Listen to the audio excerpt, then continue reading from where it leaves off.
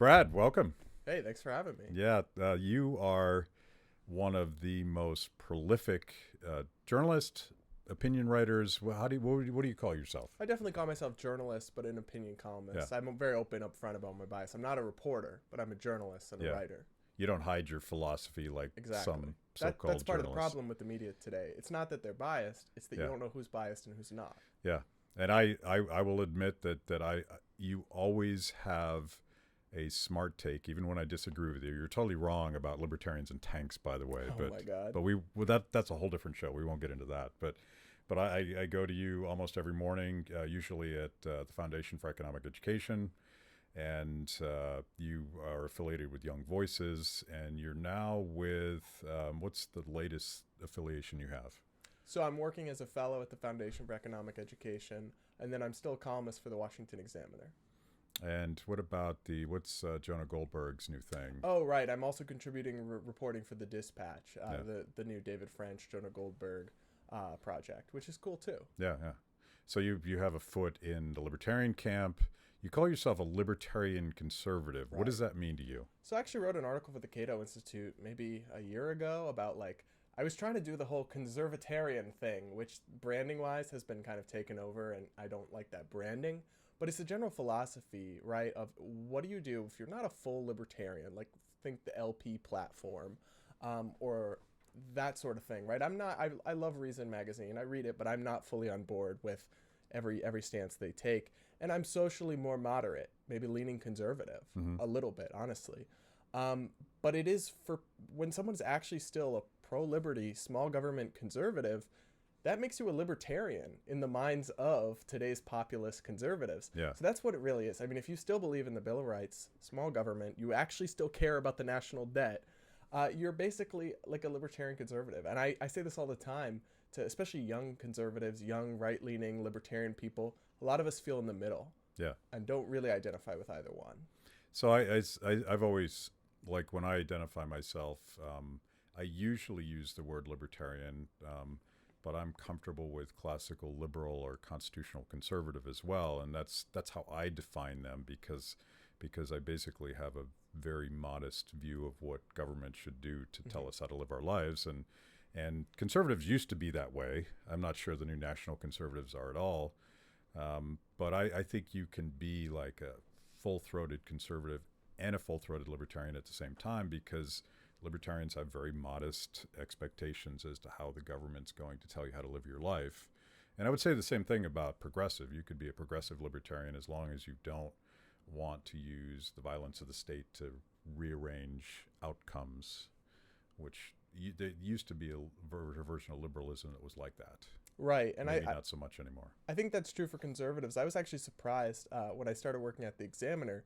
There were some social conservatives there. I mean, Tim Carney, senior editor there, he's socially conservative. I'm very much socially moderate, libertarian, urban. Uh, we agreed on almost everything Yeah, politically. yeah, Now, we have very different beliefs in our own lives. He's devout Catholic, goes to church every Sunday. I'm a gay libertarian who agnostic, right? But because neither of us, we both had that rooted in small government, I can't think of a single policy issue, maybe one or two, where we really disagreed. yeah, And that's, to me, one of the key things that makes this libertarian conservative. It comes down to, are you a pluralist, right? Do you want equality, or do you want to conquer the other side hmm, in the culture war using the state, right? That's what you have with the progressive activists who want to chase down the nuns and force them to pay for their birth control. And that's what you have on the other hand, right? When you have these new populist statist conservatives who want to enforce morality in the public sphere onto others and blur the lines between church and state. So I think fundamentally there's this big group of us in the middle who I've almost started leaning out of labels because they tend to alienate more than they like. I took them out of I used to lean into them in an effort to be transparent about bias, but labels really put people off, like yeah. libertarian or conservative or but it's fundamentally, are you pluralist? Do you believe in the Constitution, liberal democracy, coexistence, and real tolerance? Not as it's preached by the left, but actual tolerance, as in coexistence. Yeah. That's really, for me, the big divide. Yeah, tolerance and humility are two words I like to use, and I think libertarianism at its best is quite humble about what we know as individuals and what we imagine we could get the government to do to orchestrate. a better outcome in society. And sometimes we don't sound that way because we always sound like we're absolutely sure about everything. And that's probably one of our Achilles heels. I'm thinking about an article that you wrote, and I've pulled up. We talked about some of the articles that I'd read recently that I thought were pretty interesting. And you have one on qualified immunity that shows up in National Review. The misplaced populist opposition to qualified immunity reform. And this is a critique of conservatism, or at least the Blue Lives Matter sort of knee-jerk conservative reaction to any questioning of the potential police abuse. Explain your take on that. Yeah, so I just think that if you're a small government conservative, and despite what you hear from Tucker Carlson, who this article is about, and these new populist rights, they are not a majority of conservatives. They're a majority of Twitter conservatives. They've got one really popular guy on Fox News. They've got two guys in the Senate, Hawley and Cotton. They are not a majority of actual conservative, actual Republican voters who actually still to some extent care about the idea of small government, right? Yeah. They're flexible with it for sure. Don't get me wrong. But that is not a lost battle. Not yet. At least I'm not willing to concede it. So basically the argument is that Senator Mike Braun, an Indiana Republican, fairly pro-Trump guy, introduced a bill scaling back qualified immunity, right? And it was a modest bill. I honestly, I would get rid of qualified immunity entirely. Let's define it just in case someone doesn't know what it is, because I assume people do. But qualified immunity is this legal doctrine created by the Supreme Court basically out of thin air that gives any government official, so not just police officers, so that's what's really relevant right now, but we're talking about public college administrators, state bureaucrats, complete civil liability for anything, if they violate someone's rights. In practice, it's a de facto, almost complete liability. Technically, it says you just have to point to a prior case, but it basically gives public officials or agents of the state any liability from if they violate my constitutional rights. Me, Brad Polumbo, I don't get my day in court unless I can point to an exact precedent that this liability shield says I have to have. And in reality, no situations are exactly alike. So anyway, Braun introduced a bill that would have scaled it back. Just a modest bill, part of reform, right? Tucker Carlson and these populist conservatives, they attacked him as pro-Antifa, cop hater, agent of the left, Marxist sympathizer. Didn't he win on Tucker, and Tucker just steamrolled him, right? Right, Tucker steamrolled him. And Senator Braun wasn't really up for that fight, that debate. Yeah. Hate to say it, hate to watch how that went down. But they just treated him unfairly. And so my argument in that column, and my argument more broadly, because I've really started to get into criminal justice reform in the last year or so, and I think a lot of us have, is that small government means a limited government in criminal justice. It is insane that we are supposed to be the freest country in the world, and in many ways we are, right? We have one of the best documents founding our system of government, the Constitution, yet we're still the prison capital of the world. We're still throwing people in jail over smoking a leaf in their backyard or all sorts of things, violating an occupational licensing law. Yeah. And that's the problem. And that's something conservatives can be convinced on. Look at President Trump in the First Step Act, right? Republicans supported that. Now it's become a tribal thing. Blue Lives Matter versus the left. That's where we start to lose any chance of progress. But on the actual policy issues, small government, you can make a case to conservatives for criminal justice reform, and not all of them are lost yet. So I think we'll visit this theme over and over again, but it feels to me that center ground is actually the principled ground, and it when it comes to qualified immunity and abuse of police power, the conservatives definitely have this blind spot. You know, when you talk to a constitutional conservative or just someone that is skeptical of government power when it comes to the welfare state and when it comes to bailouts and all that stuff, when it comes to the police, and I would say the same thing about the military and our never-ending wars, they have this blind spot where their critique of government power and how power corrupts on everything else, suddenly when it comes to the cops, they can do no wrong. And that's a caricature, but they fall into that caricature. But the same thing could be said on the left when they critique police power. But when you dig a little bit deeper, you discover that one of the sources of police power and why you can't fire bad cops, racist cops, is because of police unions. And so they have a blind spot when it comes to public employee unions because it protects bad apples. And that's really bad when that bad apple has a gun and qualified immunity.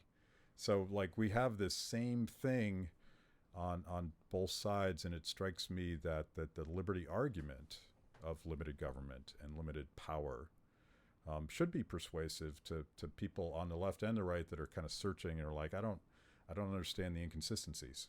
Yeah, but it's about getting through that tribalist filter that has consumed all of us, right? I struggle against it every day consciously, not to view things in terms of left or right. Yeah. You know, why is it that conservatives like Charlie Kirk and Tucker Carlson raged against Turning Point USA sued colleges over qualified immunity when it was campus officials violating students' free speech rights? I'm all with them. That's great. Power to them. Hope they win in court.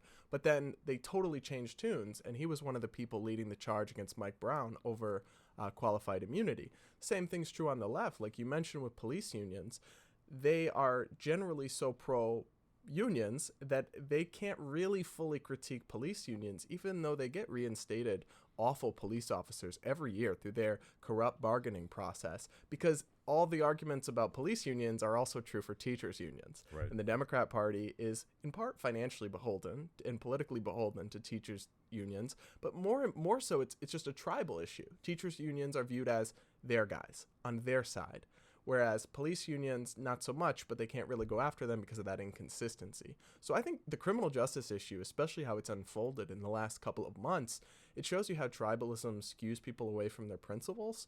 But the solution to that is a really difficult question. I don't even know where to begin. Yeah. Well, part of it is politics, and Senator Mike Lee, who I have a lot of respect for, has a pretty smart take. It's not necessarily a way to get out of it, but he can at least explain how we got here, because everything has shifted. Decisions that used to be local, decisions that used to be sort of a federalist, let the states decide. Now all the eggs are in who's the president, and whoever the president is gets to do whatever they damn well please, and that's why we have to fight so hard and so dishonestly and sometimes so violently to make sure that we control the levers of power so that we can smash the other side. His solution, which I would argue is more of a libertarian solution than a conservative one, is like, let's push this all back to the individual and the family and the community, and if we have to, the city and the state. But let's let local people make local decisions. But that doesn't tell us how to get out of this mess. No, it doesn't, but it does tell us how to, at least in part, heal tribalization and polarization and hatred. Because you're exactly right. It's all about, because we've built up the executive branch and the federal government more broadly into basically involved in every single aspect of life. Whatever party or side is in charge of it at the moment gets to impose, to some extent, checked really only by the courts, their vision of life and society onto the other. And so it's a battle, red versus blue, back and forth. But really, if you delegated these polarizing decisions back to the states, it would be an outcome neither side would like. One of my probably most controversial opinions is that we really have to, whether you're pro-life or pro-choice, the only solution that will not tear this country apart in the long term, delegate it to the states.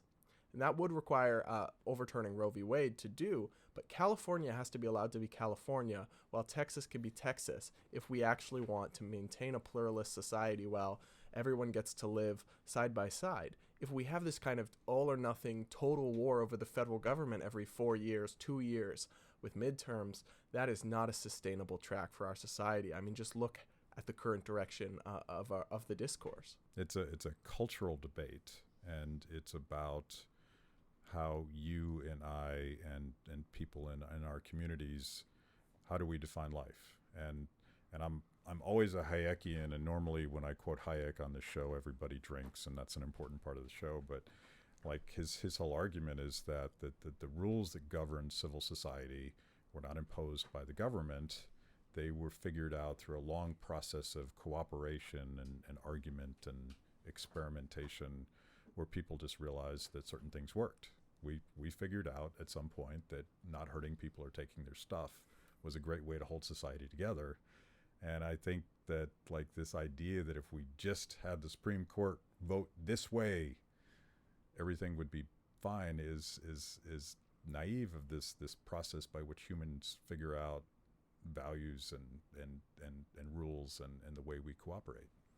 It is naive, but it's the result that we get when you have the cultural extremes on both sides and some of the loudest voices on both sides contributing to polarization, and more importantly, contributing to the Flight 93 election mentality, right? We see that now. Even if Biden wins, everything will have socialism in America. We'll be AOC's country. That's not true. I mean, I disagree with Joe Biden's agenda on all sorts of things, but the same way that Donald Trump didn't literally turn America into The Handmaid's Tale and put gay people in camps, as we were told, the same way that's just as true for Biden. I mean, how much would he really get done? Maybe a lot of bad things, maybe a lot of regulations, tax hikes, but America will survive 4 years of an old guy in the White House telling his aides to do his job for him in between his oatmeal servings. But so that's the problem is so many people I talk to have this overstated value of what is at stake. And more importantly, too, they have no perception of what the other side actually believes. There's this documented effect in polling where there's a perception gap. What Republicans think when polled that Democrats believe is 20 points more extreme, 20% than what it actually is. Same with vice versa. People don't actually, in part because of social media echo chambers, in part because people have lost the ability to discuss things civilly, and now we've got cancel culture and snowflakes on both sides. We have this perception gap, and it's contributing to this problem. So that's a perfect segue to one of the better pieces I think you wrote at fee.org. And by the way, if you aren't reading fee.org, definitely go there because they're good friends of ours, and I think there's a lot of intelligent stuff that they publish. And you wrote a piece on July 7th, is Black Lives Matter Marxist? No and yes. And I think that's, and again, this could be a sort of teachable way to explain people how to view teachers' unions and how to view tribes and all that. And you draw a bright distinction between a few young Marxists who started Black Lives Matter and the people in the streets demanding more accountability for our justice system. So, I mean, I come from Massachusetts, which is almost as deep a blue a state as you can get. So it's interesting. My Twitter is professional, right? It's journalists, it's conservatives, it's policy people. So that's kind of a right-wing bubble in a way. But my Facebook feed, my personal Facebook feed, is mostly people I know. I went to high school with, I went to college with from UMass. Very liberal-leaning, very blue. And you almost see them completely talking past each other on issues such as Black Lives Matter because of this gap. So liberals view Black Lives Matter as a hashtag, a general sentiment that how could anyone oppose that, right? The 90% of the people in the streets or the people that would tell a pollster, yeah, I support Black Lives Matter, they view it as just a sentiment, a movement, a solidarity against police brutality, caring about racial justice, things almost anyone would say are good. And whereas on the conservative side, they've honed in on Black Lives Matter TM, the official organization that has chapters. And that organization is a Marxist organization. It literally says, tear down the nuclear family, destroy capitalism. And so what we have is this total mismatch and people failing to understand each other. On Fox News, they just say Black Lives Matter is Marxist, and anyone who agrees with it wants to destroy the nuclear family. Sort of true, right? The organization is. And people unwittingly en masse and in corporate sponsorships donate to that organization because they just think it's, just a good charity, when it's really quite a crazy group. But then on the other side, they don't actually, most people don't even know about that group existing, and they just think conservatives have this totally distorted view of what they mean by Black Lives Matter. So at the end of the day, both sides just miss each other. Yeah, like the Libertarian Party is actually having this argument right now, and you have both factions sort of represented, and it's fascinating to me. And my view is like I think about the absurdity of arguing against the phrase Black Lives Matter, right? Because you're saying Black lives don't matter. Is that really the argument? And it's a little bit of a rhetorical trap. It is. It's crafty. That the Marxists will always put us in.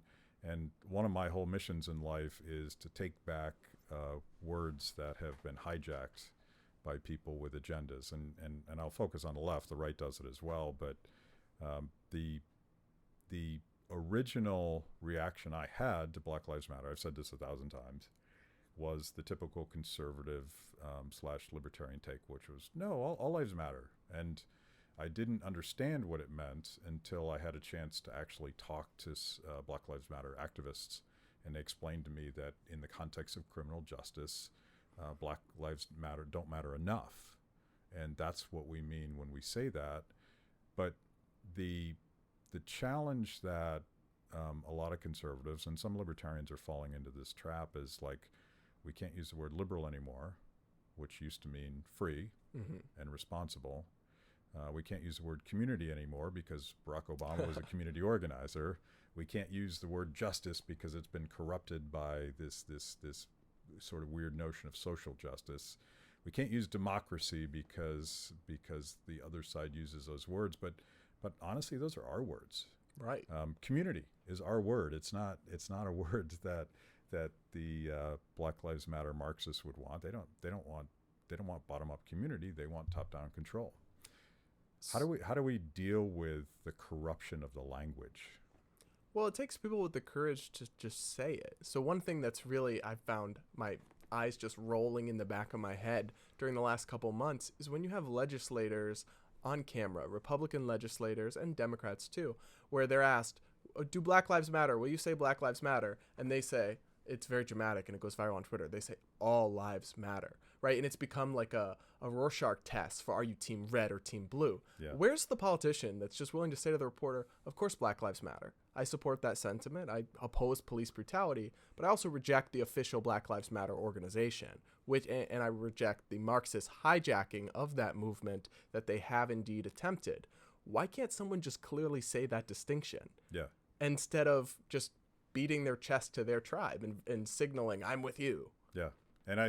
And when I do it, I always try to define my terms after I say something, because, there's a debate within constitutional conservative. Constitutional conservatives always say we're not a democracy, we're a republic. Right. And yet the notion of democracy is very much an important, like, universal value held certainly by Americans and maybe most people globally. And so why would you give up the word democracy? Because when we say democracy, we're not talking about the crude version of democracy where 50 plus 1% of the public get to do whatever they want to the other 49%. Right. That's horrific, and we've seen that play out in places like Nazi Germany. But when I say democracy, I'm talking about pushing power all the way back as much as we can to the end user, so that people are free to make choices and define their own lives. And that certainly applies in the market. The market is just a big fat democracy where everybody's getting what they want because they're making choices and no one's forced to do anything else they want. But that, like, I think it's important to never get trapped into making dumb arguments just to own the left. Right, and vice versa also. But that is fundamentally the question that people have to ask themselves is, are you willing to take a stand for what you believe in, even if it means that you're going to step out on a limb from the tribalist forces that be? This is true for a lot of journalists. There's a very clear pathway to clicks and fame and television hits. Either play one tune that's completely appeases one base and hit all the right bona fide signaling words, or do the other. Yeah. Either one is a path to prosperity and to adoration within a certain circle. Neither one is actually honest or principled. And for someone to do that and say, yes, Black Lives Matter, but also Marxism is bad, and also police reform is good, qualified immunity is bad, but defund the police, abolish ICE, anti-cop sentiment, Portland isn't actually just fine. Everything that's going on with Portland, with rioting, all those things. To actually take a third way where you're shrugging off the kind of constraints of tribal thought, that takes doing. It takes a little bit of guts, and it also it opens yourself up to a lot of incoming, as I'm sure you know. Yeah. So I can't think of the senator's name, but there was a Democratic senator who tweeted recently. Maybe you remember who this was. Libertarians should be freaking out about what's happening. Brian Schatz, Hawaii. Yeah, and there's something about particularly like the new authoritarian left. Not all liberals, certainly not civil libertarians, but the new authoritarian left seems to want to pick on libertarians about everything, and I don't understand that at all, because it's not like we have a seat in power, but like a thousand libertarians responded to him and said, "Dude, where have you been? We've been we've been worrying about this stuff for a long time." But I Portland used to be my favorite city, and Really? and I'm not sure, and I just love the bohemian culture and the coffee and the beer and all the cool things about living in Portland. Not the Portlandia stuff. I've never met the chicken I was going to have for dinner, but now it's a war zone, and it's been that way for years. And I saw some other politician today said that blaming Antifa for the violence in Portland is bogus, and I'm like, no, you have to watch what's happened there for the last 3 years. And Antifa has an explicitly violent theory of social change. So they're willing to punch people. They're willing to hurt people. They're willing to burn things down. So if Senator, what's his name? Brian Schatz from Hawaii. Schatz. I don't actually know much about him, but like, when did you start freaking out about Portland? Because we should have been freaking out about Portland 3 years ago when this violence started. Right. Well, I've been working in libertarian media circles for a while, and I remember 4 or 5 years ago reading stuff about qualified immunity when I didn't know what that was, and no one knew what that was. And now everyone's starting to talk about that and knows what they are. Right. So somebody who thinks libertarians haven't cared about criminal justice reform is somebody who doesn't know any libertarians, or knows people who just call themselves libertarian and aren't actually. But Cato, Reason, Freedom Works, any place that's actually somewhat libertarian has been talking about criminal justice for a while now, not just all of a sudden. And it's not just progressive senators from Hawaii, right? It's also true on the nationalist, populist right.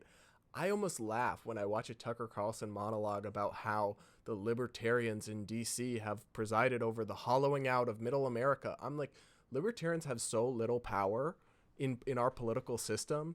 If you think Mitch McConnell is a libertarian, I think you need to open up like Milton Friedman 101, right?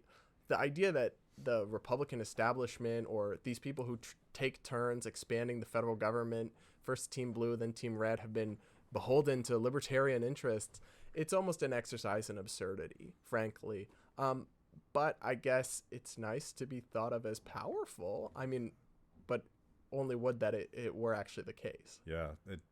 So I noticed you pick on Tucker Carlson quite a lot, and depending on the night, I mean, I quite admire some of his takes on foreign policy, for instance, as someone that's skeptical of never-ending war.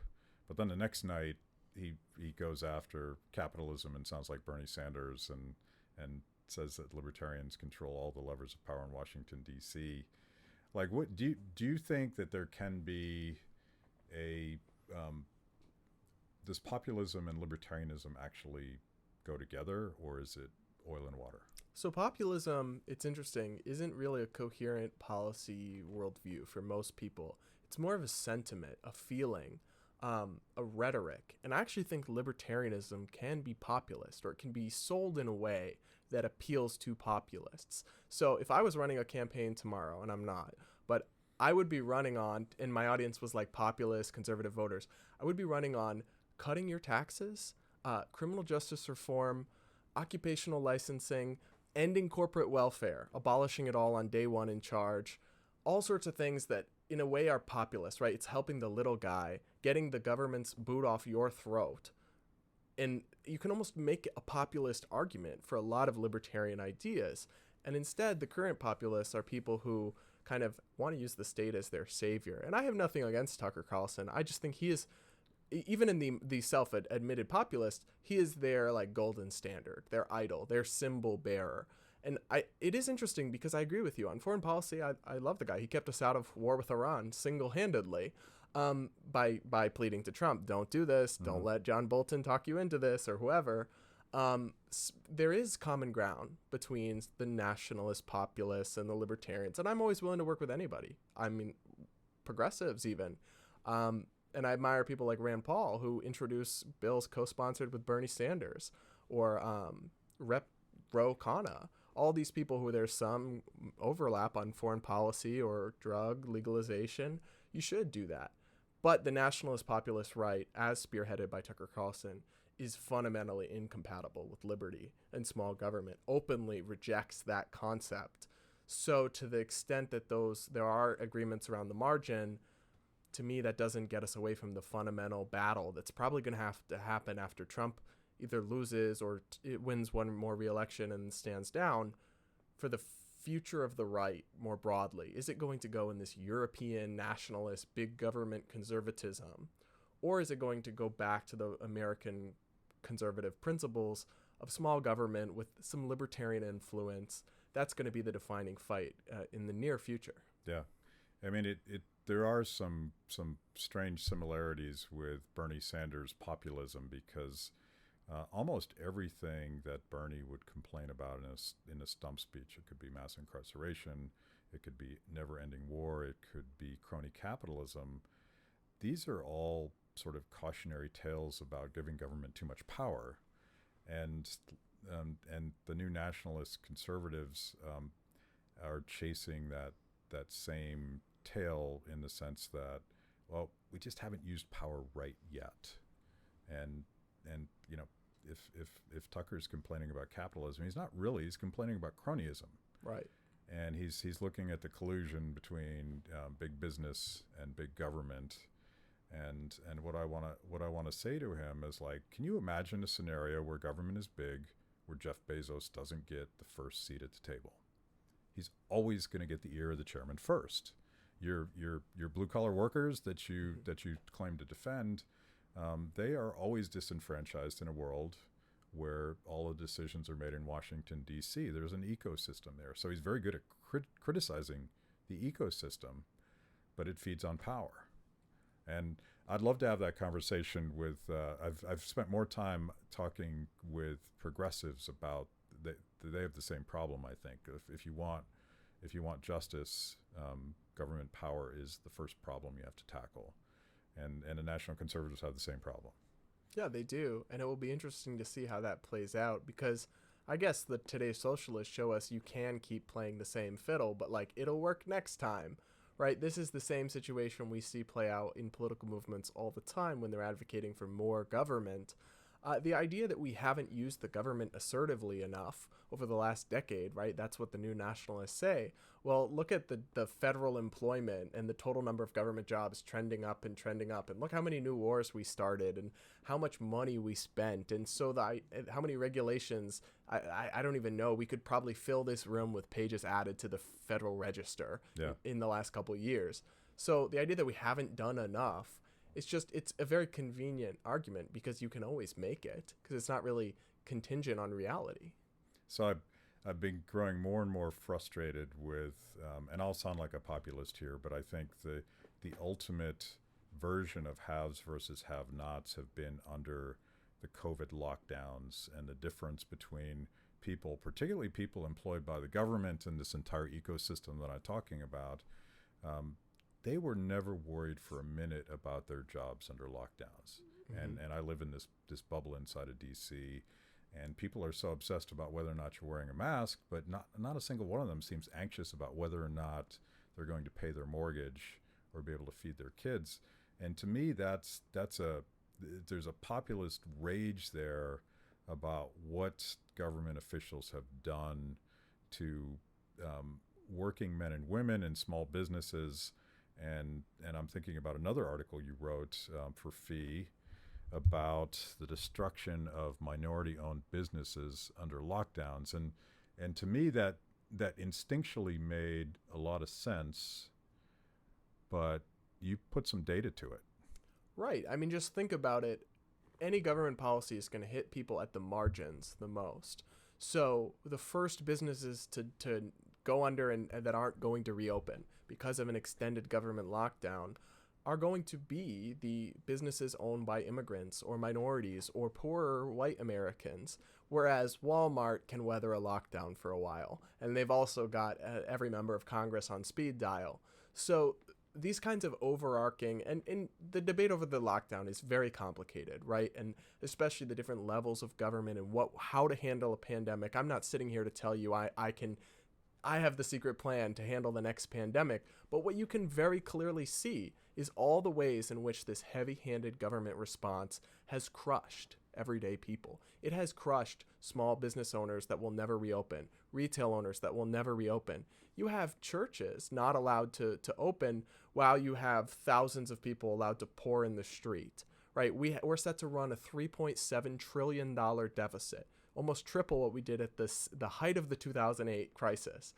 And that's even before these new bills they're discussing. That'll be trillions more on the pile, right? So we are mortgaging away people's future. We're enacting government intervention into the economy on a scale that's unprecedented in modern American life, right? You have 70% of the unemployed right now. Of the more than 50 million Americans are paid more to stay on welfare at home than to go back to their jobs under the broken system that Congress rushed through. So part of me agrees with you and wants to say, if there's ever going to be a time that people will finally see small government is the answer, it's got to be now, right? But it's not that simple, and a lot of these problems get spun as the government not doing enough, and that seems to be what some people want to hear. It is a catch-22 where, like, if the government forcibly shut down the restaurant where you were working, and by the way, George Floyd was one of those guys, the guy that was murdered by the cop in Minneapolis, he had lost his job because the Minnesota governor had shut down almost the entire service industry, almost the entire economy, and he was committing a tiny, allegedly. It was an alleged crime, and I don't know if they've ever even pursued it. But the consequence of that for him was his life. The problem that I have with all of this, and you write about this as well, that the next bill, Nancy Pelosi wants to spend another $3 trillion. And by the way, I don't think Trump is really all that inclined to oppose that. Oh, he doesn't. He's gonna want to dump a lot of money into the economy before the election, and then he's going to want to put his names on the checks that go out to workers. But you write about the endless generous unemployment benefits, which makes it impossible for small businesses to rehire their employees. But another aspect of that is the bailout for the states. Right. And way back when Cuomo started locking down New York, and California started locking down, and back then it was very much the blue states that took the lead with a very authoritarian approach to this. I thought to myself, have they even thought about what that does to state revenue? They have this incredible welfare states, and they're already completely in the red, and now they've shut down. They've cut off the hand that feeds. And so what are they going to do? They come to the federal government. I think there has to be an incentive where if states are going to act as badly as I think New York and California have, they got to figure it out for themselves. But if we bail them out, why would they change their behavior? Right. I mean, it's economics 101 that there's moral hazard. If you have car insurance, you might be a little riskier when you're driving. That's what we see when the federal government steps in to bail out big businesses that take irresponsible risks. Well, next time they're going to take more risks because they know that Congress will pick up the tab. The same is true for state and local governments. New York City and Cuomo and de Blasio, they decided that they wanted to undertake an experiment in unprecedented big government. So did Gretchen Whitmer in the state of Michigan. But you know what? That's great. Federalism. You want to do that, but your people should have to pay for it. So that way they know what they're getting, and they have to actually pay for it in their next tax bill to the state. And then we can actually see if it works. When they get to do this, but then shift off the tab to the federal government, which really just means printing more money at the Federal Reserve and passing it on to me to pay off when Mitch McConnell and Nancy Pelosi are long buried, that is when the experiment isn't fair, right? Because they get to dabble in it and then just pass off the bill to other people. They're going to keep doing that. Yeah. The voice of common sense fiscal conservatism. I used to be a Tea Party organizer, and I very much agree with Rand Paul, who apparently just stormed out of a Republican caucus meeting saying essentially my colleagues have gone insane. Right. I may be putting words in his mouth, but not much. because they're gonna Pelosi, I think, holds all the cards right now, and she put out 3, and I bet you by the time they're done, it's more than 3, not Right. less, because they're not going to split the difference, because she knows that Republicans won't go into the election having cut these wildly generous unemployment benefits. So she's gonna throw all that other stuff in there. I hope I'm wrong, but I don't see, even though she only controls the House, I feel like she's got all the power. Right. I mean, you and I are fiscal conservatives, and there's still a lot of us out there in kind of the conservative base or movement where there aren't fiscal conservatives are the halls of Washington, D.C. Rand Paul, love the guy. He's an exception for sure. He walked out of that meeting and he said they all sounded like Bernie bros, all his Republican colleagues. And it's basically become the status quo. Yeah. Part of that is because President Trump, anything else about him, is not fiscally conservative. He's openly said, that's not going to be my problem 8 years from now if there's a crisis. I'll be long out of office. He has totally failed on the budget deficit, on the national debt. Whether there's lots of other things you could give or take there, but that is one area where he has completely failed to lead, and people knew that. He never really was. But that's true for Republican legislators across the board. Most of them aren't actually fiscally conservative, and we're going to pay for that. Maybe just once they're out of office and have been safely reelected.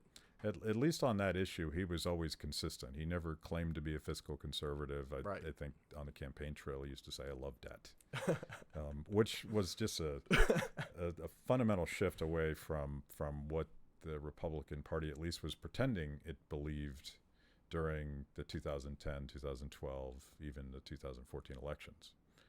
And something happened, and I think most of them, with a few exceptions, were just pretending. I think people did believe it, but the type of people that run for office, it is a public choice theory, right? The type of people that want to run for Congress or Senate, and I say this as somebody who wrote in his 3rd grade yearbook, I wanted to be in the U.S. Senate, so maybe I'm describing myself a little bit. I hope not. But the type of people that want to run for office are the type of people that will say what it takes to get elected. So during the Tea Party movement, I would like to believe a lot of people believed that. A lot of the politicians just kind of latched onto it, probably not. Yeah. And that's why when a new figurehead came along and dispensed with that orthodoxy, a lot of them, barring the ones like Rand Paul or Thomas Massey or other ones who truly were believers and have pretty much held to those principles, the rest just kind of took the easy out. Yeah. And they all of a sudden they could go with the new consensus and the new wave. I think all we can do is try to steer that wave back in the right direction, and make through argumentation, through appeal, through mass media as much as we can, try to right the ship, and then the politicians will follow. Ultimately, politics is downstream from culture. We have to convince everyday Americans to care about debt and deficits and small government, and then the Republicans in Congress will catch up to whatever the polls say. So you said something earlier that I think is worth, and I want to kind of wrap up on this note, because it gets to whether or not we should be optimistic or pessimistic about the future. Because you talked about the sort of cancerous nature of clickbait tribalism, where if you want to succeed in journalism, you want to succeed in politics, you want to succeed in ideas, it's all about clicks, and clicks generate revenue and all that stuff. And it's really dampened my hopes for what at one point I was quite romantic about, the potential of social media to liberate the mind and democratize knowledge and all that stuff. And you wrote this piece for the Foundation for Economic Education about why George Orwell's warning on self-censorship is more relevant than ever. And you're not talking about government censorship. Right. You're talking about the censorship of mobs, and maybe online mobs is the biggest problem right now. What is our responsibility of people that are trying to get at right and wrong and the truth, and how do we battle that censorious society that we seem to live in right now? Well, part of the problem is that mainstream media is not a productive avenue to go about this. The people who are doing this, right, that article I talked about, Barry Weiss, Andrew Sullivan, they're not even conservatives or libertarians. They're just dissident thinkers, moderates with heterodox opinions on some things. They've been basically chased out of the New York Times and New York Magazine, and we've seen this across the board, really. because they have ideas that get Twitter mobs upset, and the left-dominated institutions in mainstream media have allowed Twitter to become their public editor, as Barry Weiss said. I think the most promising solution to this, because I've encountered it myself as a journalist, right? You know what you have to write to get the call from certain Fox bookers, or to get shared by Team Trump to their 10 million followers and get great traffic. Same way you know what to write to get shared by all the Never Trumpers with a lot of followers, and maybe get a call from MSNBC to talk about how awful Trump is, even if it's something where maybe he's actually doing the right thing. So that is the incentive structure, but there are some ways around it, and those ways most often involve bypassing traditional routes. So social media has been taken over by that somewhat, but things like YouTube and things like Substack is this new platform that Andrew Sullivan has gone to, where you write directly to readers who sign up and in many cases pay for your writing. That's no clickbait, no ads, and you're independent. He's already got 70,000 subscribers. So we're seeing people finding new avenues to have these conversations free of the shackles of these institutions that have been corroded by tribalism. I think that might just be our best hope. So we've, along those same lines, Free the People and myself, we've started a platform on locals, which is what Dave Rubin and I think Jordan Peterson was involved in the concept.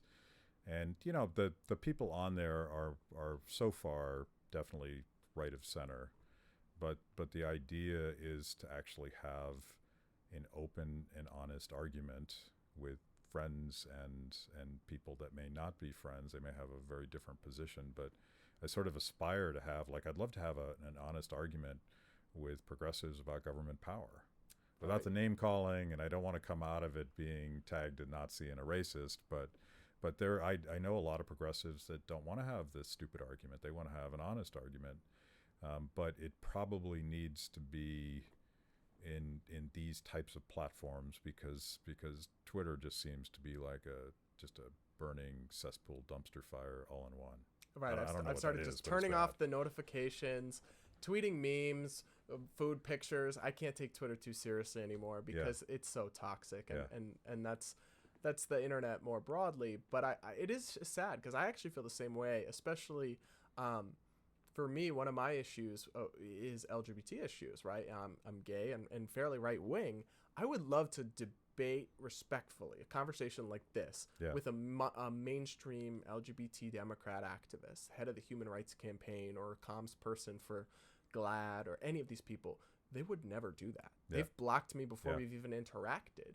And the same is true to some extent on the right, in the sense that a lot of Fox News hosts or other conservative networks, they don't have guests on who will truly debate them. They have guests that agree with them and guests they can laugh at like crazy. And this is not just a Fox thing. This is a cable news thing.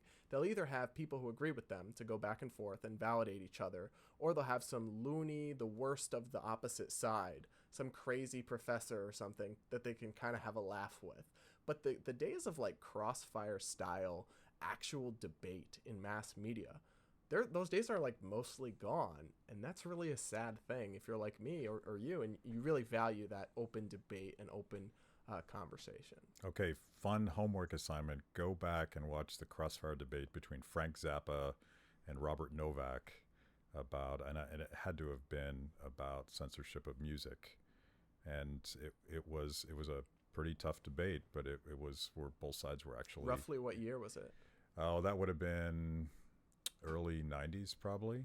So before I was born.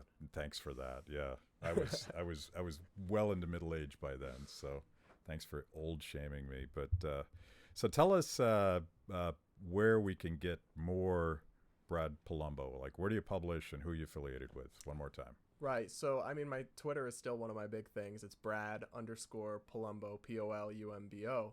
And I would actually recommend people check out my Substack newsletter, which is where I write directly to people without the clickbait, without the trolls. That's one great way. But I write a twice weekly column for the Washington Examiner. I'm fellow at the Foundation for Economic Education, where you read my writing, and hopefully some of your listeners do too. And then I'm also senior contributor for Young Voices. And so that's kind of it. But social media, the newsletter is a big plug.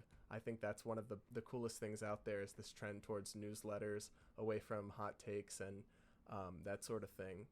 Well, that's what we aspire to here. So thanks for being civil, and I'll have you back on to debate whether or not every American should own a tank, because I think that's key. Yeah, we'll have that. We'll fight that one out. Thank you. Thanks. Thanks for listening to Kibbe on Liberty. Be sure to subscribe and rate the podcast. Your ratings will help us reach even more people with our mostly honest conversations with mostly interesting people.